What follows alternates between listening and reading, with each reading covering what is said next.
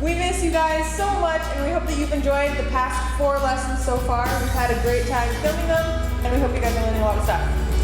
We have a Zoom call this afternoon, that is Sunday, June 14th at 1:30, and we want to see all of your faces, all of them. We have so much fun there, and we are going to do a scavenger hunt. We were going to do it last week, but we were unable to. But this week, we will do it. So come, it will be so fun. And there are prizes. Ooh. It's that great. For the past couple of weeks, we've been looking at 1 Corinthians 13:4-7.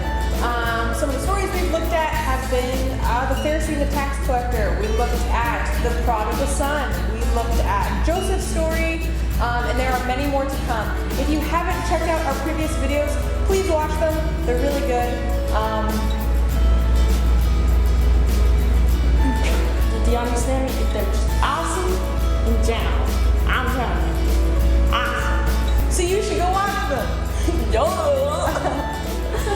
That was it. You're gonna get 2.5 hours of that. This week, we're going to be focusing on the second part of 1 Corinthians 13, verse 5, which is, it is not irritable or resentful. Last week we looked at the first part of Jonah, and we'll be finishing the story today. Last week we looked at the first part of Jonah. This week we're going to be focusing on the last part, so chapters 3 and 4 mostly. But first, we need to know what irritable and resentful mean. We'll give you guys some time to think about it, alright? Cool story, bro. Yeah. Real marvel, right? Hey, Ted. California did. Yo, that guy's getting mauled. Real marvel. To be irritable means to be really easily angry. Sorry, and I had to get that. So what does it mean to be irritable? To be irritable means to get easily angered or have a short temper. We're going to show you guys an example later on. No. What? We're going to show you guys a quick example. Hey! Baby, you literally, you bumped my shoulder. You bumped my shoulder! Excuse me? It was my shoulder first. I'm older than you. This is Korean before you were even done. I can't, you know what? I don't think we should be friends anymore because you violent. Now what does resentful mean? Resentful means that you hold grudges. Someone did something bad to you a while back, but you still remember it and you're still angry at them for it. We'll show you guys a quick example of being resentful. And you know what? There was this one time, remember? June 4th, 2019, you stepped on my toe. That was an accident. You know that. I think you keep a record of my wrongs. Of course I do. There's so many. Do you see this? August 14th, 2018. I remember doing over half of these. They're so small. I accidentally spit on your shirt. Yeah. Accident. Yeah, I'm sure it was an accident. And remember that time you took my seat? I went over to the bathroom and then you're just like, oh, I'm just gonna take your seat. So many times that I can explain where you have just done me wrong. You know that one time where you literally took a bite of my burger after I said you couldn't? And I'm pretty sure you stole my favorite watch, which I don't even know where that is anymore. How do we tell the time? I can't, because you took my only watch. Who can remember where we left off at last week's lesson? For those of you who don't remember, we left off Jonah in the belly of a whale, not getting digested. How did he not get digested? God.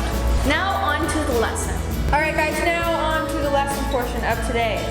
Can you guys remember where we left off last week? If you said Jonah being in the belly of a whale, you're correct. So here's Jonah. He's in the belly of the whale. Now, while he was in the belly of the whale, he prayed to God, asking him to help him in his distress. Because he was not very happy. He was all After all, he was stuck in the belly of a whale. Not very pleasant, huh? Okay, wait. All right, I'll do this guy. God heard Jonah's prayers, and he told the whale to spit him out on dry land.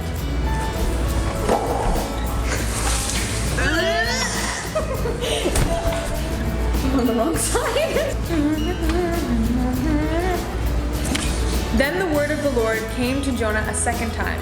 Go to the great city of Nineveh and proclaim the message I give to you. This time, Jonah obeyed God. And he got up and went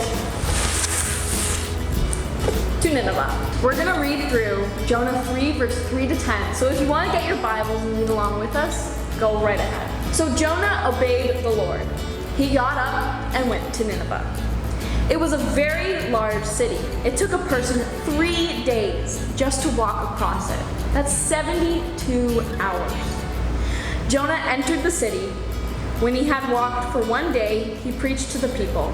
He said, "After 40 days, Nineveh will be destroyed." The people of Nineveh believed in God. They announced that they would stop eating for a while. They put on rough clothes, also known as sackcloth and ashes, to show how sad they were. All the people in the city wore the cloth. People from the most important to the least important did this. When the king of Nineveh heard this news, he got up from his throne. He took off his robe. He covered himself with rough cloth and sat in ashes to show how upset he was. He made an announcement and sent it through the city. The announcement said, "By the command of the king and his important men, no person or animal should eat anything. No herd or flock will be allowed to taste anything. Do not let them eat food or drink water, but every person and animal should be covered with rough cloth." In the verses that Rebekah read, it mentions a sackcloth. For those of you who don't know what this means, like what wearing it means, it's a kind of like submission and also expressing sorrow and regret for your actions. So the people of Nineveh were putting this sackcloth on because they wanted to repent from what they were doing. They wanted to stop doing the bad things that they were doing, and they wanted to submit to God. People should cry loudly to God. Everyone must turn away from his evil life. Everyone must stop doing harm. Maybe God will change his mind. Maybe he will stop being angry, then we will not die. God saw what the people did. He saw that they stopped doing evil things. So God did change his mind, and he did not do what he had warned. He did not punish them.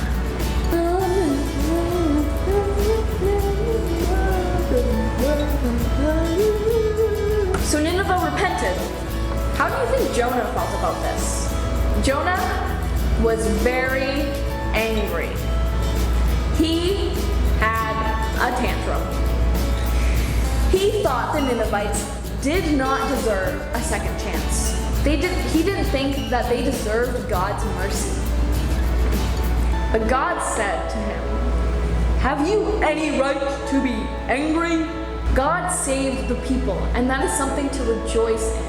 That's a good thing. So Jonah decided to go away from Nineveh, and then he built a shelter for himself. The hot sun. It was hot. And Jonah had to go like hot. It was hot. It was hot. Jonah had to protect his skin. Okay. So Jonah decided to build himself a little shelter because it was hot, and then God provided him with a plant to give even more shade to Jonah. The next day, God allowed a worm to eat the plant, and it shriveled up and it died. Jonah got even more angry. He was so mad. But Jonah didn't take care of the plant. He didn't do anything to deserve the plant either. He had no right to be angry about this either. This story didn't really end on a good note. It ended with Jonah still being angry. We're gonna give you some time to think about examples of Jonah being irritable or resentful.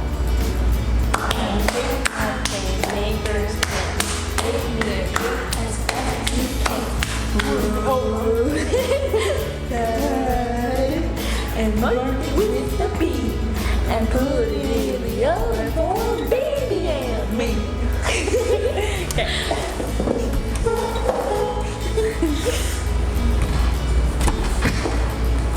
An example of Jonah's irritability in this story is that he got so angry when God saved the Ninevites. He didn't even give it a single thought.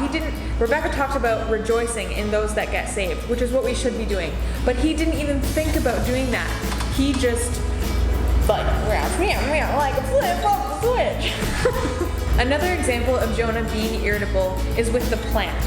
As soon as the plant died, Jonah got even more angry.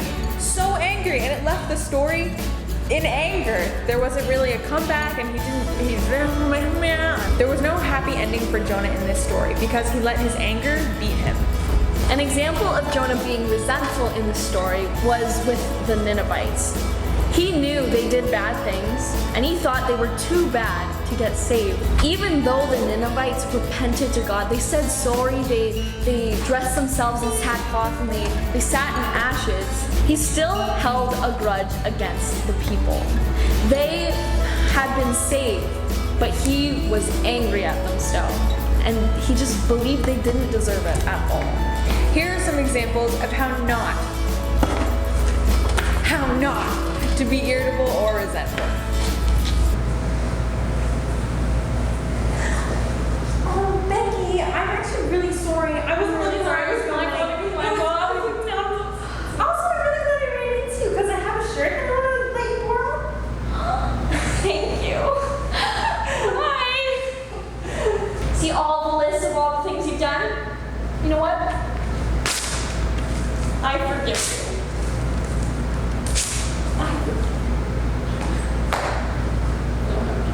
God wants us to treat others with love. When you feel anger building up inside of you, when you're ready to really just let it rip on someone, I encourage you to ask God to calm you down, to help you to remain peaceful and help you just to really think about your actions before you do them. But if you do end up getting angry and maybe being rude to someone in your anger, then you can always ask for forgiveness from that person and also from God. It's not that uncommon for us as humans who are sinful to get angry. I know for myself, I get angry a lot, and sometimes I act out really badly. But we can all practice being kind in that way and practice not showing our anger towards other people.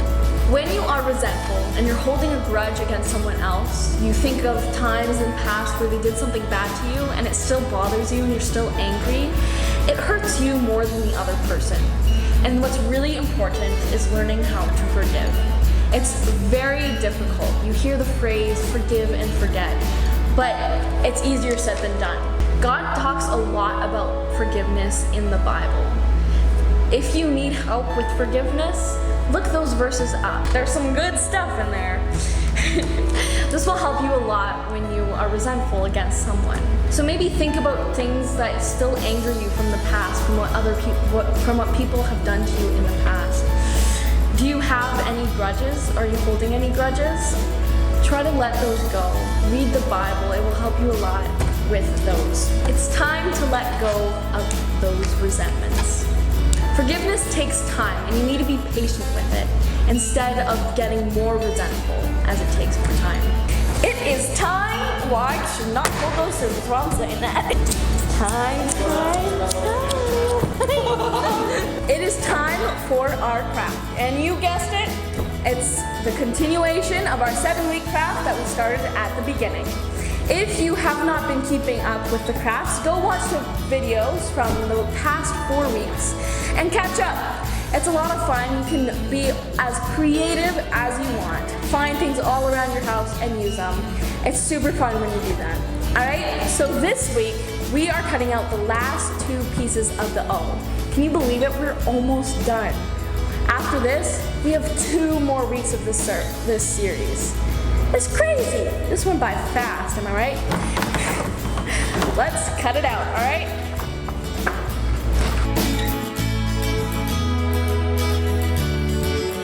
All right, on the one, you're gonna say not irritable. And on the other, not resentful. Now be creative, use many colors. Use pasta noodles, use glitter, use pipe cleaners, felt, anything you have in your house. Look around, be creative.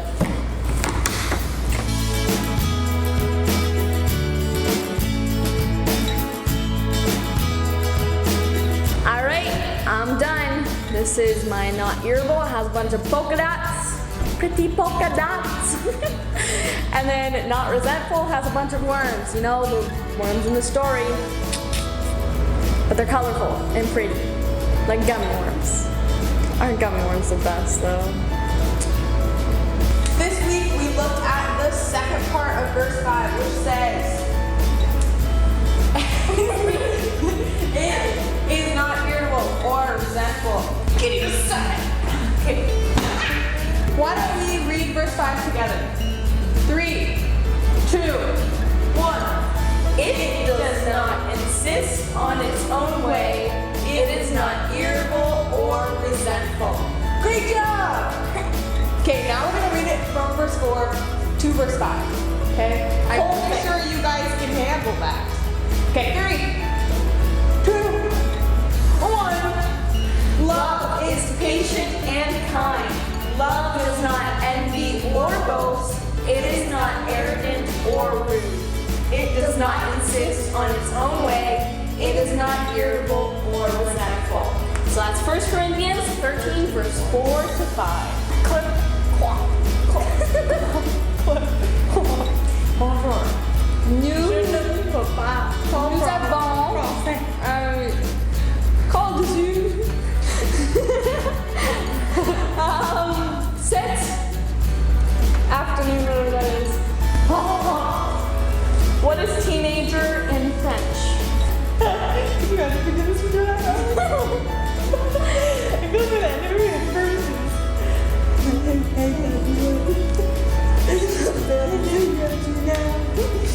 You know what? We're having a Zoom call. Thank you guys so much for watching. Oh my gosh, it was so gnarly to have you here as an audience. Don't mind. We're going to film next week and see you then. Don't be calling for We have a Zoom call this afternoon at 1:30, so come join us and have some fun. But don't get any pressure. Thank you guys so much for watching. We hope you enjoyed it. We hope you learned something. We know you did. So. Thank you guys so much for watching. We hope you enjoyed it. Hope you learned how to get things up. You know that's why we're here. What's wrong? You know what? You know what? Thank you guys so much for watching. If we didn't have you, what would we be doing? You're taking a minute. What are you doing? I'm trying to say that without them, obviously, we wouldn't have an audience to watch anything. We want to thank you guys so much for watching. Without you, our audience, we would not be making these. So keep watching them. We hope that you learned something today, and we hope you really enjoyed it. We have a Zoom call this afternoon. That is June 14th at 1:30. So come join us. We're gonna have a lot of fun. And remember, guys, our challenge for you is to try not to be irritable. So try not to get angry too easy, and also try not to be resentful. Forgive people for the things that they have done to you. Bye. Goodbye.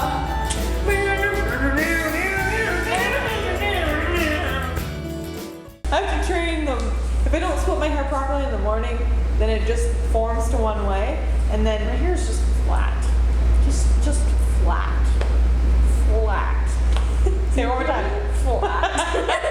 That I did softly enough that it would have just ricocheted. It's just gonna be like a weekly thing that we spill water or spit water. You know I what? didn't even spit it. I just went. Right back into your cup.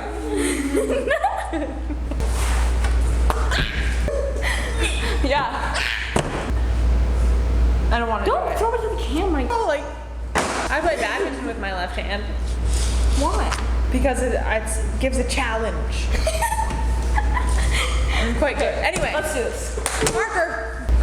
had this in my head and then it didn't come out of my mouth. Come on, I need my